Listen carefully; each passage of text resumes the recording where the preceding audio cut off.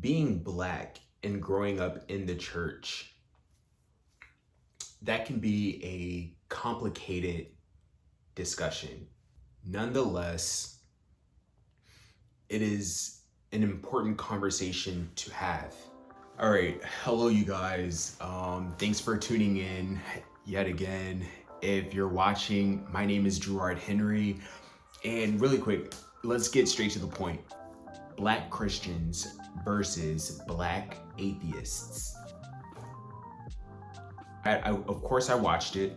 Not only were Black people coming together to have this conversation, but I want to be careful with my wording.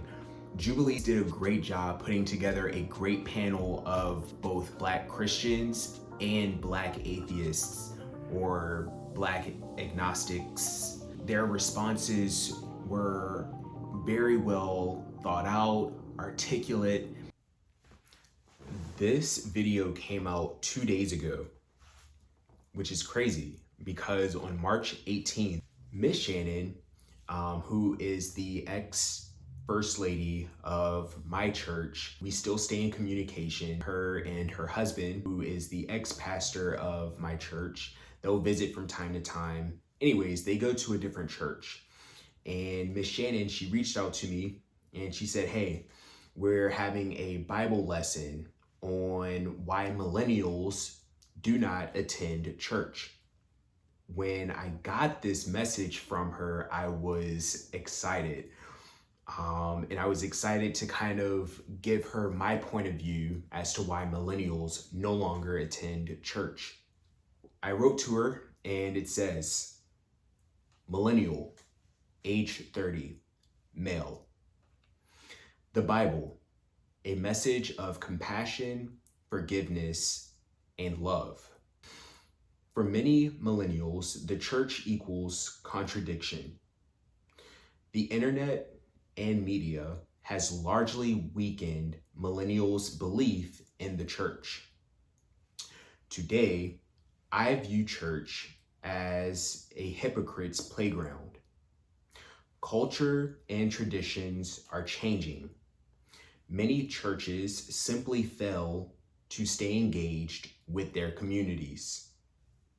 The last part reads, there are many denominations. Millennials, like myself, also question the stories and accuracy of the Hebrew/Greek translations. We simply believe it makes no sense. Why should millennials go to church when the churches and the people that follow the church cannot stay on one accord? I think the reason why this conversation is important is because it kind of focuses on, as a community, what can Black and brown people do to kind of better our situations, right?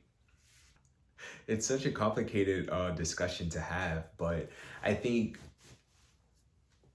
when I came to and when I started doing my own research and started educating myself on both not only Black culture, but just basic economics, I became curious and I started doing my own research and essentially just thinking for myself.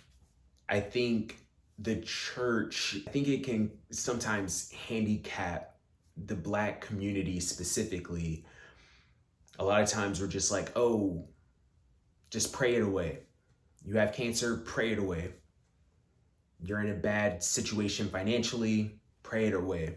Instead of taking our situation, taking ownership, taking accountability, and really doing the research and doing the work to better our situation, we tend to just pray it away. There was a conversation that kind of touched base on death. And one of the panelists kind of had my point of view as, living on planet Earth I almost view it as this, what if this is hell, right? what if this reality that I live in, what if this is hell?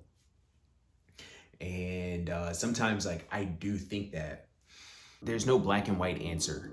And in my opinion, no one knows what happens to humans when we leave this earth or when our soul exits the physical body. Yeah, you may have faith and believe that there's a heaven and hell, but ultimately we don't know what happens. The one of the panelists that was a black Christian, she made the comment that, let's just say, even if, in so many words, she said, even if God isn't real, if we live a peaceful life, if we treat others with love and respect, at least I live a life that was good to others. In so many words, that's what she was saying. And it was a little shocking that one of the black atheists, I feel like she misunderstood what she was trying to say. And I was like, oh, you're not hearing what she's saying. But it was still, it was such a good conversation.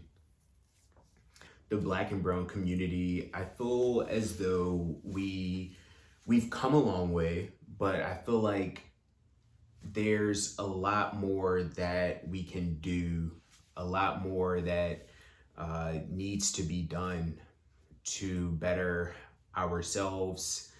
Because, if we're being honest, the odds are still against us. The government is not going to come and save us. Who we elect, whether it's Republican or Democratic officials, it's just like, pick your poison. They're not here to better our situations at all.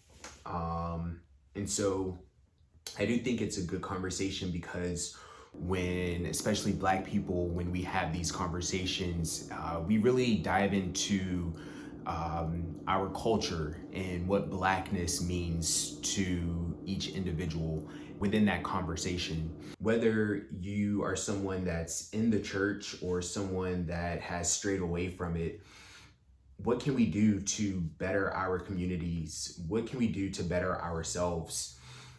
You can have the other side, someone who's agnostic or atheist, kind of challenge those individuals and say, hey, after taking up tithes and offering, maybe you can put your funds into a black bank, grocery stores, shops that are beneficial to blacks, hospitals, kind of challenging certain individuals and saying, hey, we need more than just a back to school drive. These conversations can also be beneficial to those in the church to kind of get others' perspectives as far as, hey, why did you stray away from the church? What can we do as a church to be stronger in our communities, or at least develop a better brand, so to speak? Me personally, I'm someone who identifies as being agnostic. Growing up, I grew up in a Baptist church. I got baptized in a Baptist church. And I'm 30. It wasn't until a few years ago when I started educating myself on really my blackness and educating myself on, who I am and where I come from. My original beliefs were questioned when I started to think for myself. They're taking up money every Sunday, but I don't see where we're giving back. I don't see where we're reaching out to others. And, it's a lot of questions came about, and I kind of strayed away from the church. Now I only attend church because of my grandparents. It makes them happy, so I'll go from time to time. And I'm not gonna put down all churches, because there are some churches out there that are doing the black community a service and leading in a way that helps black and brown communities. But I do believe that for many churches, it's almost set up like a business, right? In so many words. It's hard also because I can listen to a sermon and tell if that pastor is for show. If that pastor is putting on a performance, it's very off-putting. There's a lot of that with the churches that I attend. It's really hard for me to even, stay focused or even, stay engaged when I'm at church just because of the hypocrisy and that goes on. All in all, it was a beautiful conversation and one that I think Black people should have more, whether you believe in the church or you don't. People in general, live a life of love, compassion, and forgiveness. Live a good life, be good to others, and I think that's what it's all about. And as long as you're doing that, I don't think you need to be involved in a church necessarily. There are so many other ways that you can give your time and be an asset to your communities and others. If you have not checked this out, please watch it. It's really good. And yeah, thank you again for tuning in. Don't forget to comment and subscribe and check out some of my other videos. I don't really do discussions like this, but this one was really important to me, so I felt the need to make this video and put it out there. Yeah. See you guys. I'm out.